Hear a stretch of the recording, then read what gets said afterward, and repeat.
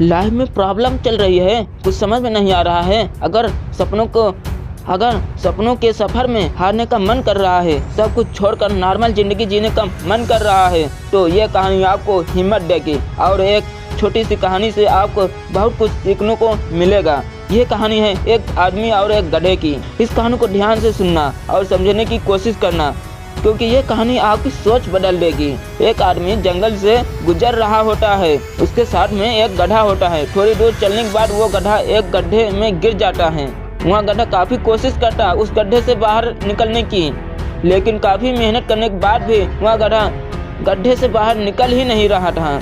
उस आदमी ने काफ़ी अलग अलग उपाय सोचे गधे को गड्ढे से बाहर निकालने के लिए, लेकिन वो आदमी हार मानकर यहाँ सोच लेता है कि उसका गधा उस गड्ढे से बाहर नहीं निकल सकता। आदमी सोचता है कि इस गधे को आखिरकार दफन कर देना चाहिए ताकि इसे कोई जानवर मार के खा न ले। थोड़ी ही दूर मिट्टी का ढेर लगा हुआ होता है। वहाँ आदमी मिट्टी के ढेर से मिट्टी लाकर गड्ढे में डालता है।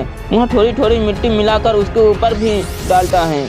लेकिन कमाल की बात तो यहाँ होती है कि गधा दफन होने की बजाय मिट्टी के सहारे ऊपर आता है, यानी धीरे धीरे मिट्टी की वजह से वह गड्ढा भरता जाता है और वो गधा ऊपर आते रहा।